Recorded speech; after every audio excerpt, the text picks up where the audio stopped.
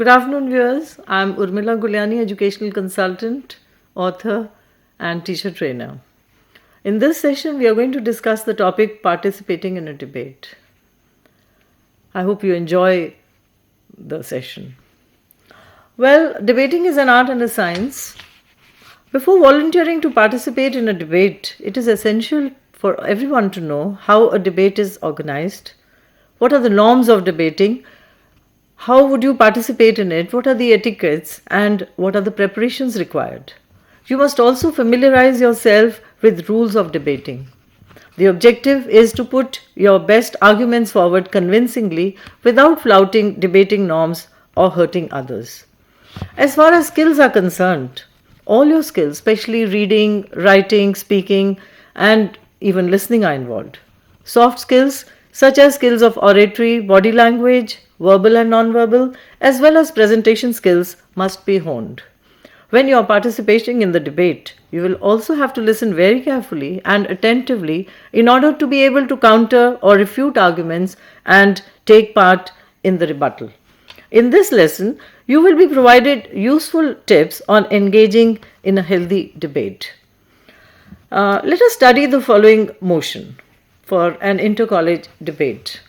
The world has changed, but colleges have not changed. What's the point of debate here? What are we debating? I'm sure you all realize that the teams that are going to debate this topic are required to present their arguments, stating in clear words whether colleges are keeping pace with fast moving changes in the world. As students being prepared to face the world with all its challenges, are colleges up to the mark? Are we satisfied with how we are learning in colleges? Otherwise, one has to argue on the other side. No, we don't find the colleges keeping pace with the way the world is changing. Probably we are all learning in very stereotyped ways. Academic programs have not changed. Co-curricular activities are not bringing out the best in students, and they are not being prepared to face the workplace, as we've already discussed in the last session. You need to have various skills to be able to go to the workplace very boldly and with logic and system in your heads. So we are going to discuss whether the education that you have in schools is allowing you or enabling you to participate in the debates. And the question in this particular topic is, what is the point now? What are the essentials of debating? What preparation would you require to participate effectively? And what are the skills that will enable you to do well? Now, first of all, let's discuss the components of a debate. Well, the components of a debate are motion or proposition, setting norms and opportunities for discussion and debriefing.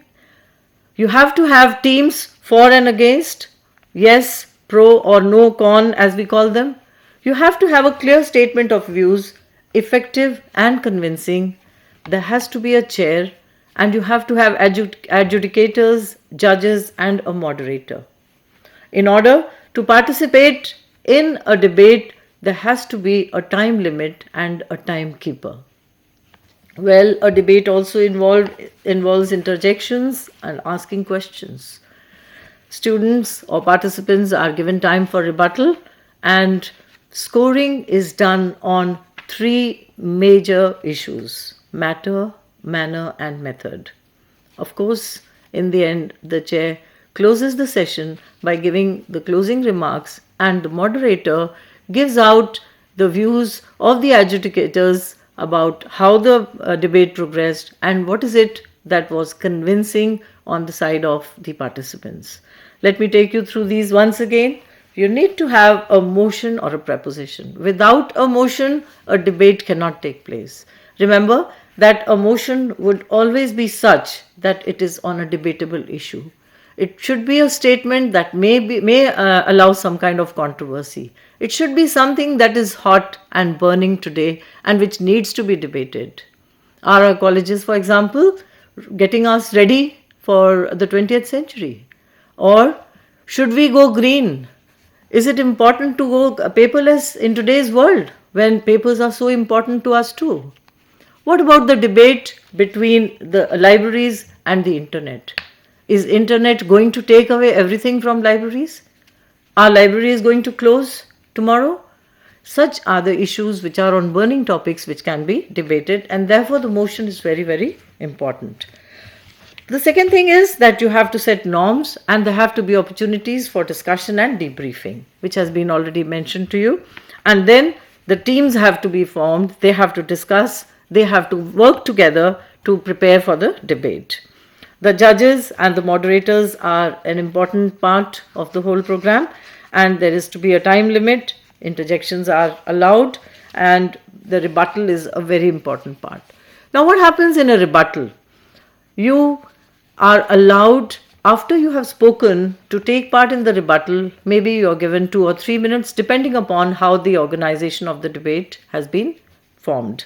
And then there is the scoring, which is so very essential, that is on the 3 issues: matter, manner, and method.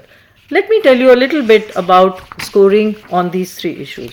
What do we mean when we say that these are the important things in the debate? Matter is what you say. It's the substance of your speech. And you have to divide your matter into arguments and examples.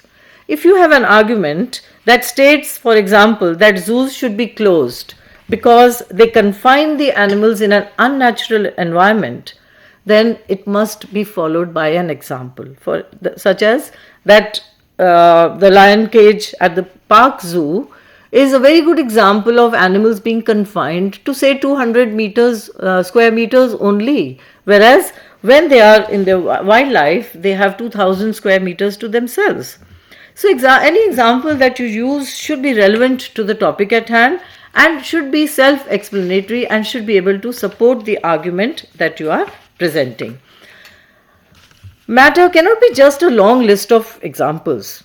You don't win a debate by creating the biggest pile of facts. Facts are like bricks in a wall. If you don't use them, cement them together properly, then they are useless. Similarly, you cannot win a debate solely by providing that some of the facts of the opposition are wrong.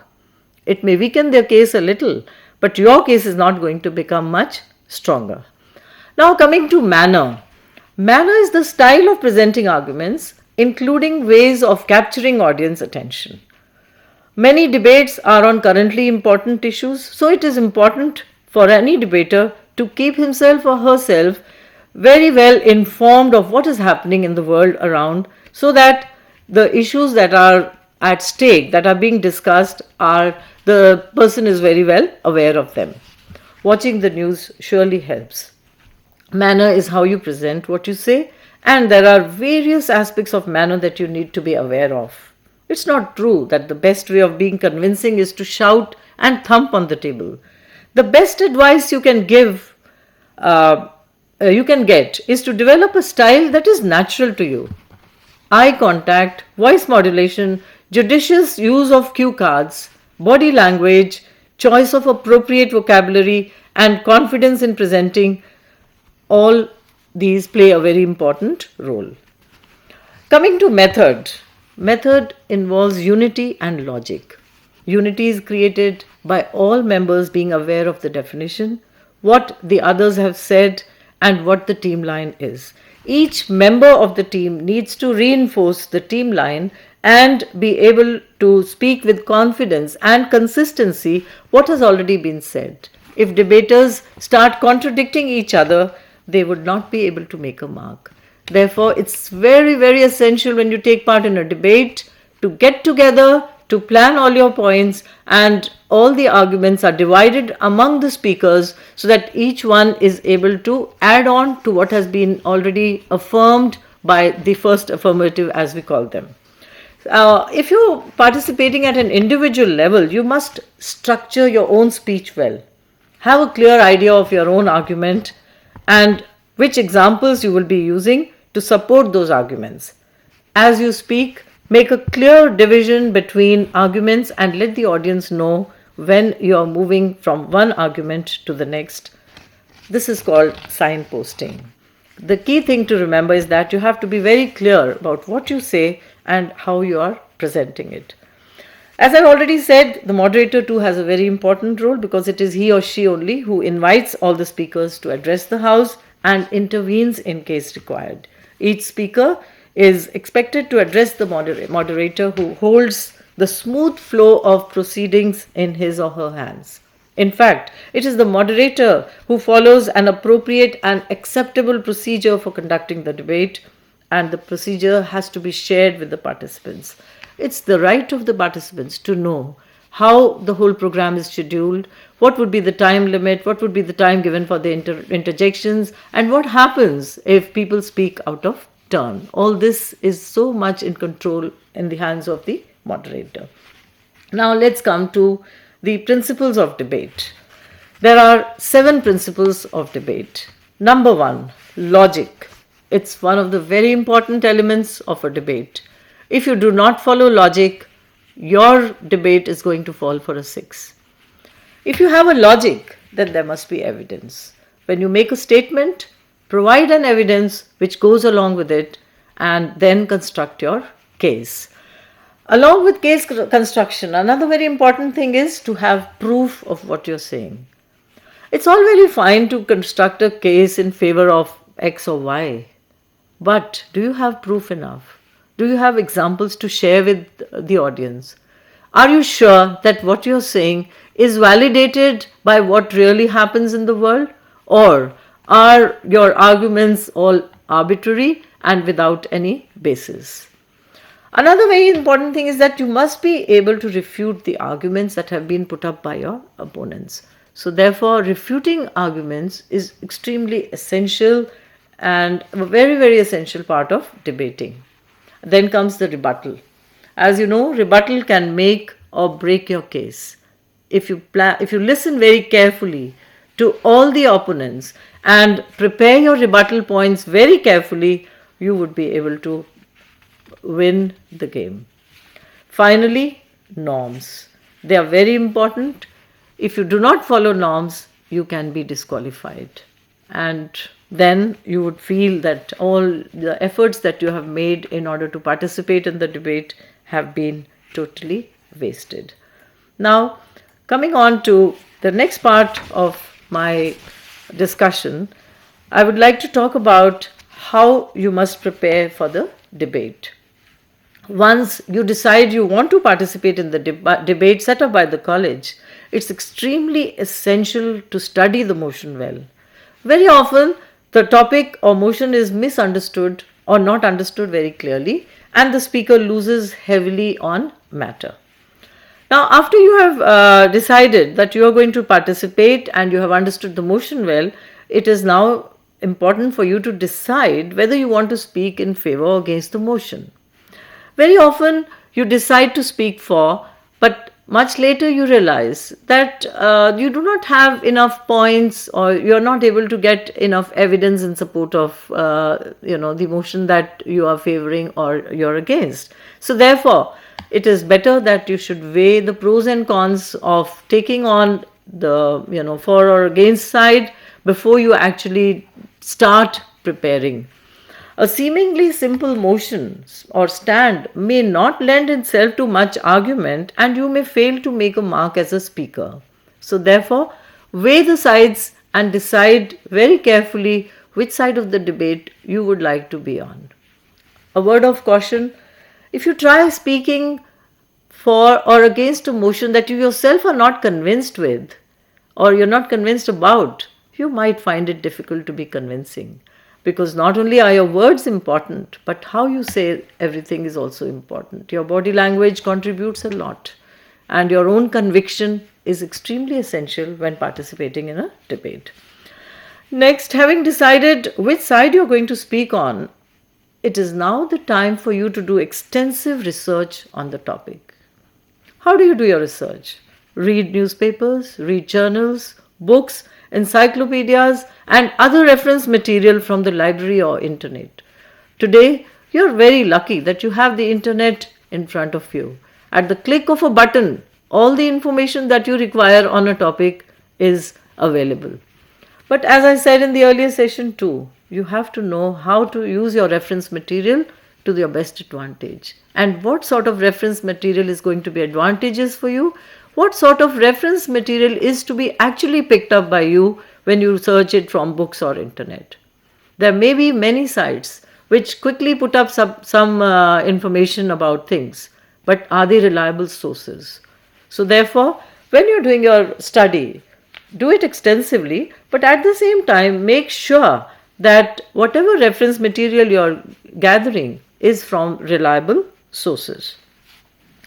Now, no argument is complete without supporting examples. Therefore, you must look for examples in support of your arguments. Examples from everyday life that people are familiar with will be very helpful, rather than examples from parts of the world that the audience is not even familiar with. The next step is to prepare your script in consultation with your colleagues or team members. It's crucial at this stage to divide arguments among team members if you're participating as a team, so that there is no repetition. All team members must be completely involved in the exercise of gathering data, information, or arguments. Because if you are all together in the debate, then you're not going to falter. At this step, remember to point out in favor of the other side also. Whatever are the points that the other side has gained will be very important to help you to counter them. So do make a note of all the points that you find in favor of the opponents. I've already mentioned this, but I would like to mention in the preparation stage also that you must concentrate on the 3 M's, that is matter, method, and manner, which are very, very important while you are preparing for the debate. Remember that the more solid your points, the more concrete your points, the better your chances of winning the debate are. Similarly, you need to have the fluency, you need to have accuracy, you need to have the right body language, you need to have the right mannerisms. Sometimes you might use histrionics a little bit, but not to the extent that you become a laughing stock.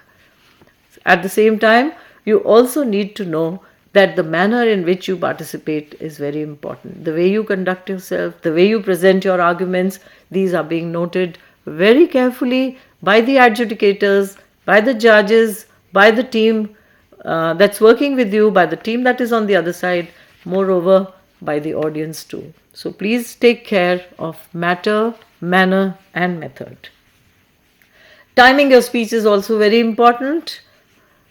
Sometimes it's very disappointing when you find that it's only because of falling too short of time or having a lot more to say that you did not impress the audience. Therefore, please try and stick to the time. Time yourself again and again when you are preparing. I've often seen participants falling short of time and then trying to rush through what they want to complete. It becomes a real problem. There are also cases where if you have been given 3 minutes to do your presentation, you have finished in 2 minutes and then you drag on. Now, when you try to cover up and add more points or to say things which just come out of your hat, you find yourself at a loss to convince the audience, and naturally it takes away some points from your speech. So please do see that you keep to the time. Now, let me give you some healthy tips for debating. First of all, be prepared. Don't be surprised when passions run high on both sides. Secondly, let the other person finish. Interrupting the others makes you look immature and restless. Again, I would request you to be open to accepting another person's point of view. You cannot always be right, and the other side is not always wrong.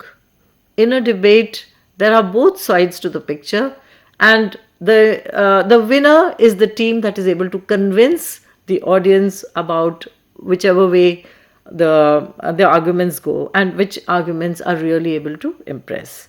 So therefore, please do respect the other's views, Consider your responses carefully before refuting their arguments or before challenging them, and be sure about what you want to say, because if you are high on your words and you do not have any substance in what you're saying when you're refuting, you are surely going to lose in the argument.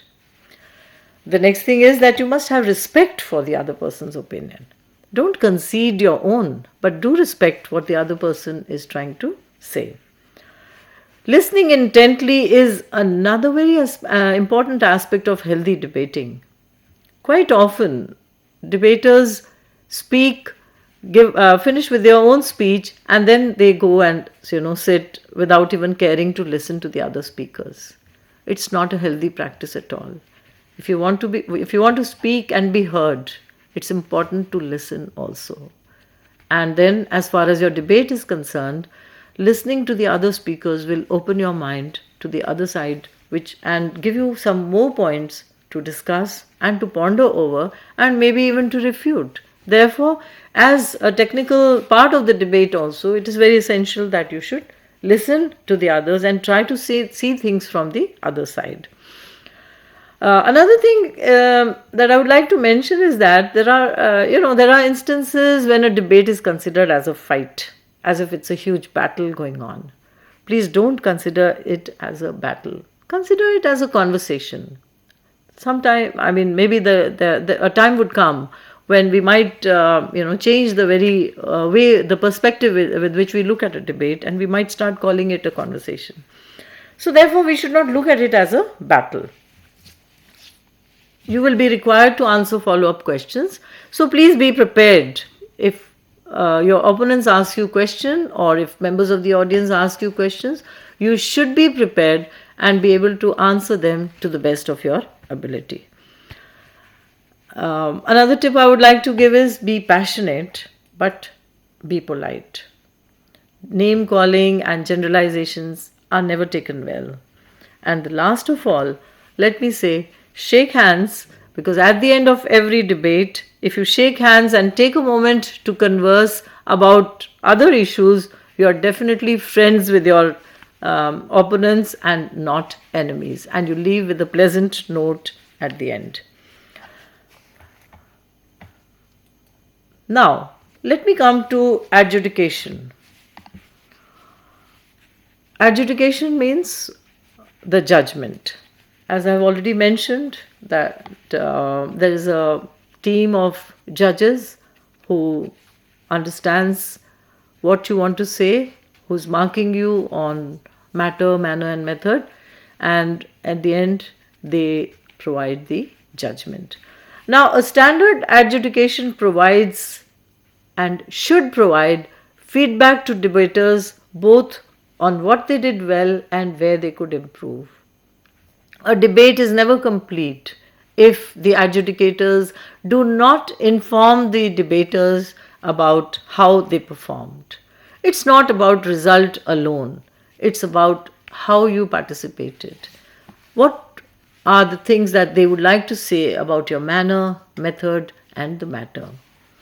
The second thing is that the analysis of the important issues in the debate are also very important, or the features of the debate that were important in distinguishing the winner.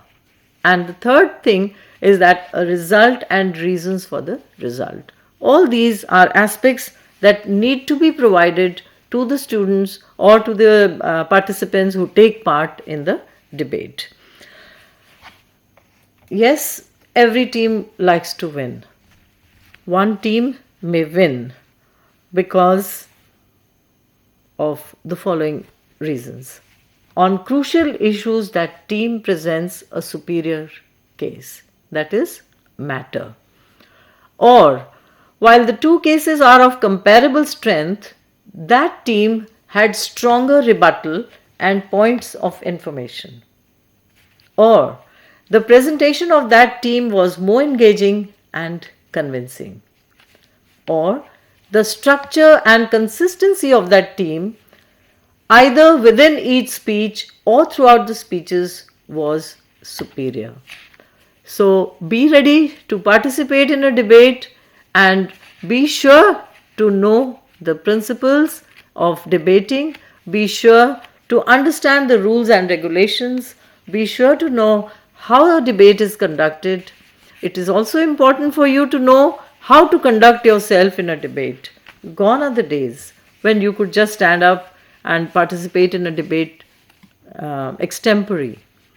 Well, it's a very specialized field, and the more you work towards being able to complete the participation in the debate and present your arguments and examples in the right way, the better will it be for you. With these words, let me go back again to the important point that we have made today regarding the value of participating in a debate. As I've already said, it is extremely essential in your student life to participate in all oral activities such as debates, declamations, different kinds of contexts which allow you to use all your skills well. All the more important it is for you to plan how to participate in the oral school skills, right from the nursery classes. Why is it that the children are asked to debate? Why is it that the children are asked to recite? Why is it that the children are asked to do role plays? Why is it that the children are given different opportunities to develop and hone their skills? All this because there is great value in participating in different kinds of activities at the school level and being able to hone the different skills. So, my dear friends, I hope you have enjoyed this session as much as I have, and I would request you to put in any queries that you have on my email ID, that is urmilaguliani48@gmail.com. Thank you all of you, and have a pleasant day.